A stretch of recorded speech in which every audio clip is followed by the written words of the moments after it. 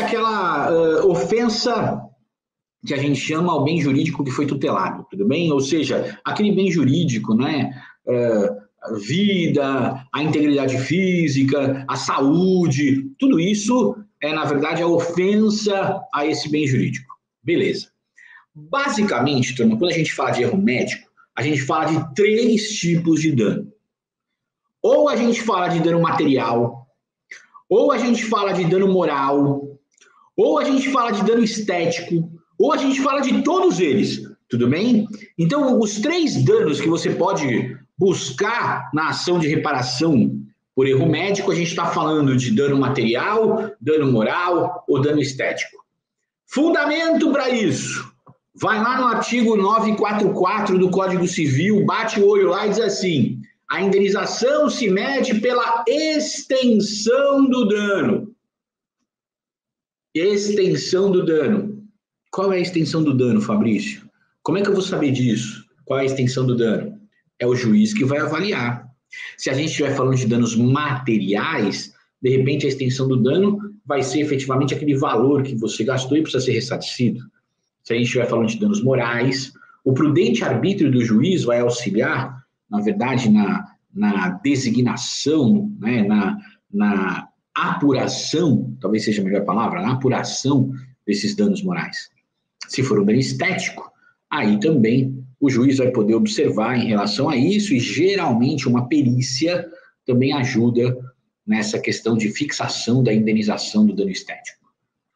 Primeira coisa que todo mundo quer saber, professor, esse negócio de danos materiais, o que é isso aí? Então vamos já lembrar. Dano material é dano relacionado ao patrimônio, tudo bem? Dano relacionado ao patrimônio. Dentro desses danos materiais relacionados ao patrimônio, a gente tem uma subdivisão. Esses danos podem vir a ser emergentes ou a questão que envolve lucros cessantes. Danos emergentes, o que é isso? O próprio nome já diz, emergentes. São os danos que emergem diretamente do fato. É aquilo que a gente chama de prejuízo econômico imediato, né? Se a gente fosse falar, por exemplo, de um acidente de trânsito, a gente ia dizer que aquela batida, né, o estrago na lataria do carro é aí talvez o dano emergente, né, efetivamente. Se a gente for falar de um erro médico, de repente o erro na amputação de um membro, tudo bem que não devia ter sido amputado, a questão da administração de um medicamento errado que faz com que o paciente acabe adentrando a um estado vegetativo, isso, objetivamente, são os danos emergentes. É o estrago que já foi feito. A gente tem também a questão que envolve os lucros cessantes. O que é isso? É aquilo, né, os valores, vamos colocar assim, que em razão do fato específico do dano material, a vítima razoavelmente deixou de lucrar. Vou imaginar, por exemplo, que a nossa vítima desse erro médico seja um taxista. E por conta desse problema, esse taxista não está podendo trabalhar, tudo bem? Efetivamente. Ora, o quanto ele deixou de ganhar é, na verdade, o que a gente chama de lucros cessantes desse taxista. Tudo bem? Então, a gente tem aqui a questão dos danos materiais. Basicamente, esses danos são aqueles mensuráveis em pecúnia, grana, dinheiro. É isso que, objetivamente, a gente tem nessa questão do dano. Por sua vez, quando a gente fala de danos morais, são aqueles danos que violam o que a gente chama as regras de direitos da personalidade, né? E a gente tem vida, integridade física, honra, nome, enfim, danos nesse sentido. A gente sabe que a ideia dos danos morais não é que eles sejam medidos em pecúnia, em grana, ou seja, eu tenho esse dano moral e isso vale tanto, não é tabelado, não é isso. Mas, uma vez que eles são violados, existe uma compensação financeira por conta dessa violação, né? A gente consegue visualizar bem isso naquela situação em que existe um erro médico, em que houve a amputação de um membro, né? Então, cortou-se lá sua mão, o braço e tal, enfim. embora isso não tenha preço no que diz respeito ao dano moral, essa debilidade pode causar uma compensação financeira por parte de quem foi o responsável por isso. Então, a gente teria aí essa possibilidade de fixar o dano moral. Quanto que vale o dano moral? O dano moral, na verdade, ele é arbitrado pelo juiz. Hoje, no Brasil, principalmente aqui em São Paulo, existe uma discussão muito grande a respeito da fixação dos danos por um critério punitivo pedagógico.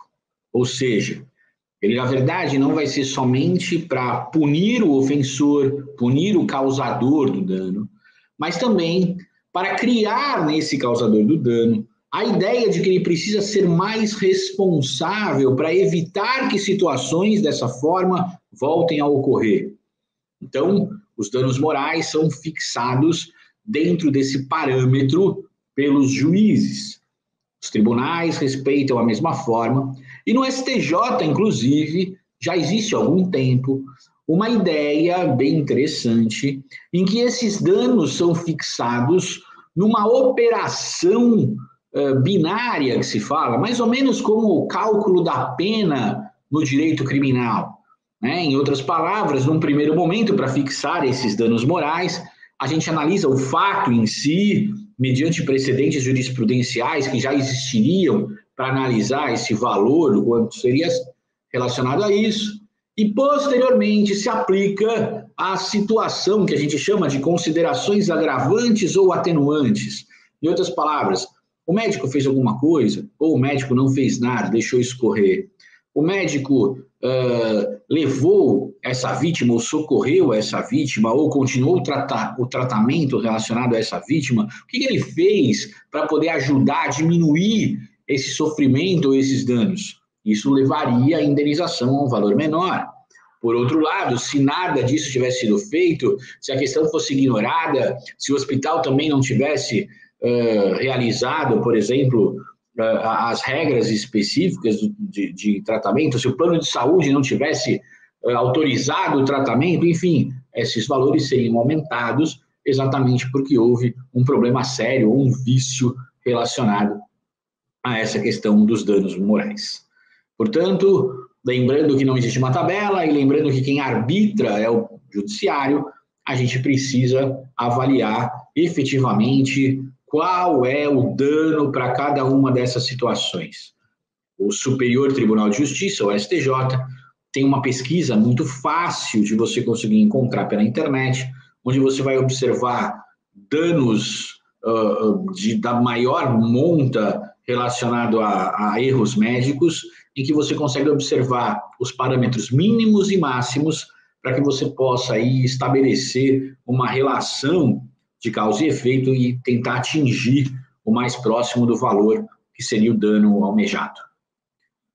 Por fim, a gente lembra também a existência relacionada ao que a gente chama de danos estéticos. Tudo bem? Os danos estéticos são efetivamente o dano à imagem física daquela pessoa, né? A gente costuma dizer que o dano estético é um plus em relação ao dano moral, sendo possível, inclusive, acumular danos estéticos e danos morais. Professor, mas não é a mesma coisa? Não. O dano estético é aquela ideia de repulsa específica que acontece pela perda da estética, tanto em relação a você, pessoa que sofreu o dano, quanto em relação à própria sociedade. Vale lembrar que, lógico, quanto maior a repulsa, maior o valor do dano. Se de repente essa situação só causa uma ojeriza, uma repulsa a você que sofreu dano, o valor é X. Se isso causa não somente a você, mas como uma sociedade inteira, a gente está falando de Y, né? O exemplo talvez que seja clássico é a questão do dentista que não toma cuidado e acaba cortando, né, efetivamente a bochecha das pessoas, a questão do cirurgião plástico que vai fazer lá efetivamente aquela cirurgia reparadora, enfim, estética, e acaba deixando uma cicatriz, ou acaba, de repente, uma situação oftalmológica em que vai ser feito aí aqueles procedimentos, né, que existem muito agora, os procedimentos que são realizados até pelos dentistas, muitas vezes, né, de harmonização facial, e acaba acontecendo aí problemas aí muito grandes. A gente também vai falar disso nesse nosso bate-papo sobre o erro médico, mais para frente, quando a gente falar dos casos práticos, a gente vai conversar sobre harmonização facial e falar sobre isso. Então, você imagina que essa questão do dano estético, a gente tem essa percepção e esse problema, podendo, inclusive, o dano estético ser cumulado com os outros danos.